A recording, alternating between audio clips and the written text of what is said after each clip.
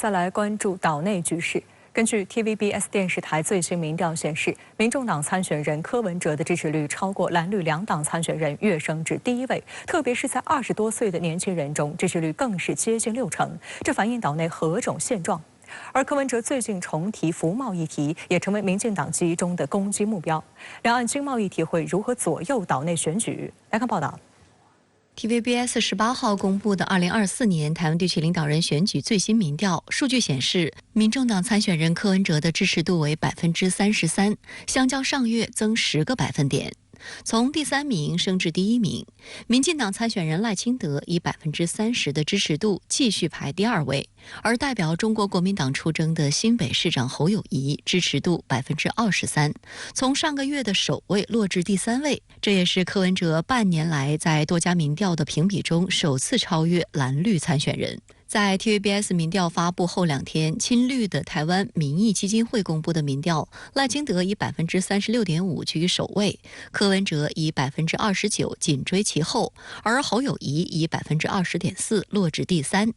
亲蓝的中广核盖洛普21号公布的数据也是以赖清德居首，柯文哲第2，侯友宜则在3人中垫底。外界观察指出，这些媒体和机构的民调有几个共同点：第一，侯友宜的支持度已经落后柯文哲；第二，侯友宜支持度已在蓝绿白之争中落后；第三，尽管幅度不一，柯文哲的支持度与早前相比可以用扶摇直上来形容，特别是在 TVBS 民调中，柯文哲的支持率已经超越稳定拥有民进党基本盘支持的赖清德。对于支持率飞升，柯文哲在26号出席电台节目中解释，年轻人喜欢直球对决，这就是为什么民调都显示年轻人支持度高，老人较低。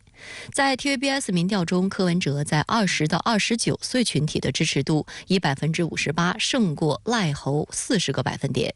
在30到39的群体中也是大幅领先，即便到了40到49的群体，依旧是以36%领跑。你有看过这种史诗级的数字吗？什么叫58？你去校园看，每10个大学生有6个告诉你我要柯文哲。30岁到39岁是什么？出来毕业开始遇到柴米油盐酱醋茶开始上班的10个里面有5个半，将近6个说我支持柯文哲。为什么？因为他要生活。柯文哲在这份民调显示的是，他可以吸纳很强的，比如说像国民党有将近2成，民进党相对来讲是比较少，可是中立跟其他政党挺柯的比率都比上一次多1成，各种有利因素全部都站在他身边，所以他就全面提升。台湾联合报发表文章指出，柯文哲近日的顺风顺水，主要是因为蓝绿两党都太令人不满意，所以民众自动将柯文哲认定成中间路线。香港中评社则发表评论说，柯文哲的作风为他吸引了不少选票，比起侯友宜、赖清德，柯文哲敢于直球对决评论议题，无论是两岸、能源、核废水等议题都勇于表态。虽然不是所有人都认同，但态度不像传统政治人物说一大篇绕来绕去，这反而成为柯文哲此时扩大中间选票的利基点。柯文哲支持率看涨，民进党也改变竞选策略，在两岸议题上猛攻柯文哲。近日有台媒称，柯文哲有意重启两岸经贸谈判，绿营就将其9年前反对服贸的立场作为攻击的主要目标。民进党发言人林楚英称，柯文哲为选举背弃价值，并引用数据说，没有服贸下台湾经济表现良好，10年来 GDP 成长了33%。柯文哲24号在接受访问时就直批民进党每天制造假新闻，抹黑抹红。所以说，我在民进党我就直接讲，王八蛋，每天做假新闻。柯文哲在26号的电台节目中再次喊话赖清德说，我就问他 ECFA 要不要停掉，他也不敢回答。关于重启两岸服贸谈判，柯文哲办公室曾表示，柯文哲主张以两岸协议监督条例规范两岸的经贸往来，这样才不会在重要市场失去竞争力。这是监督条例要先出来，因为一定要有个规范。第二点，我还是主张货贸比服贸先的。台湾中国时报26号发表的社论指出，民进党当局称，台湾地区经济成长了33%，但这都是由制造业创造的，且集中在高科技电子业。反之，服务业就没有这样幸运。由于没有两岸服贸协议，台湾具明显优势的服务业，如科技服务、金融服务、医疗管理等，都无法完整的进入大陆市场。年轻人然无法借此到对岸历练，并在市场扩大下获取高薪，只能挤在狭小市场内获取高度竞争下的低薪。现在要重谈，有一些时间点已经过了啦。比如说那个时候谈就是那个金融业、电商还有线上游戏对台湾有利嘛，那是2014年呢。那你现在2023年你再去谈，现在金融谁要跟你谈啊？金融现在中国大陆领先你多远啊？那电商那个规模差多远？线上游戏你怎么跟人家玩啊？所以这个就是此一时彼一时啦。那就是柯 P 如果他准备再谈的话，第一个当然是同样，我们就回到最原始的问题嘛，两岸关系的定位你怎么定，然后怎么跟你谈，就是怎么谈，谈什么啊？那你说在这次 COVID-19 之后呢？除了你看服务业也好，你说服贸也好，货贸也好，或者现在讲的数字经济，它越来越多，那么整个的数字经济变成一个主流。那数字经济里面呢，很多新的游戏规则，一些新的标准化，这个要谈的东西是蛮多的。好，所以我觉得，趁着选举的时候，或者趁现在大家可以讨论的时候，把这事情讨论清楚，拿个更完整的一个政策或清楚的政策，我觉得这是很重要的一个关键。针对重启两岸经贸谈判的议题，侯友宜表态称，他主张的政策方向非常明确，两岸不但要重启对话，也要务实交流，包括两岸服贸协议等种种谈判及协议交流都必须尽速展开。两岸在经贸、教育、经济、文化等层面的交流合作势必持续进行。好，消息题马上来连线特约评论员刘和平。刘先生你好，党内有民调显示，台湾民众党参选人柯文哲支持度为33%，在蓝白绿三大阵营参选人中名列第一。那对此您怎么看？我认为柯文哲民调急剧上升，不仅遥遥领先于当前已稳居第3的国民党候选人侯友宜，甚至还超过了前一段时间一度稳居第1的民进党候选人赖清德。这究竟是暂时现象还是可持续现象，仍然有待于观察。但是从柯文哲强势冒起中，我们至少可以做出这么几个确定性的判断。第一个是想要下架民进党的民意在岛内仍然非常强大，这股民意在不把希望寄托在国民党与侯友宜身上之后，开始转而寄望于柯文哲。假如柯文哲能够利用好这股民意，2024绝对有希望。第二，过去几十年来激烈的统独恶斗、蓝绿恶斗，以及国民党与民进党恶斗，已经让越来越多的民众产生了厌烦情绪，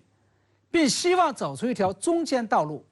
同时希望产生一股强大的带领台湾走中间道路的势力，也就是所谓的第3势力。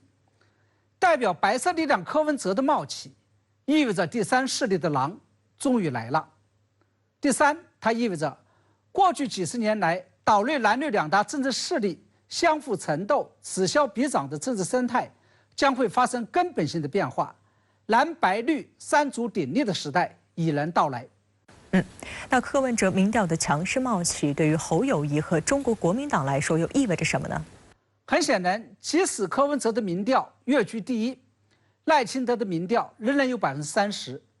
这说明民进党3到3成5的基本盘仍然还有。而侯友宜的民调却从1-2个月前的3成多，急剧下降到了只有2成多。因此很显然，柯文哲民调上升的原因，是因为国民党与侯友宜的泛蓝基本盘松动，甚至是裂解了，转移到了柯文哲身上。我认为基本盘的松动与泛蓝支持者，尤其是浅蓝民众的意志不坚定，经常见风使舵，才是国民党真正面临的深层次危机。要知道，过去的国民党曾经一度是岛内当仁不让、地位无法撼动的第1大党，正是因为几次基本盘的大松动，才导致了国民党今天的困局。其中上世纪90年代，宋楚瑜的父继离党出走，组建了代表橙色力量的亲民党，是泛蓝基本盘的第1次大松动，不少国民党支持者的政治色彩由蓝变橙了。接着便是李登辉的叛党与组建台联党，直接让一部分支持者的政治色彩由蓝变绿了，并促成了民进党的冒起。而现在，相当一部分国民党的支持者转投柯文哲，这意味着泛蓝基本盘的再度裂解，开始由蓝变白，并导致了蓝白绿三足鼎立的政治生态形成。那代表第三势力和白色力量的柯文哲强势冒起，又会对未来的两岸关系产生什么样的影响呢？我们知道，民进党与赖清德显然是岛内的独派。对于国民党与侯友宜，我们简单的用统派去称呼他们，并不完全贴切。他们应该算是岛内的9·2共识派。而柯文哲虽然说出了文化与感情色彩非常浓的两岸一家亲，但是他公开表示过，并不支持9·2共识，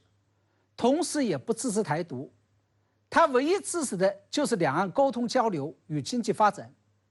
也就是说，他的立场是去政治化，规避两岸政治问题的，主张经济化与民生化的。因此，我们可以勉强用所谓的务实派来称呼柯文哲。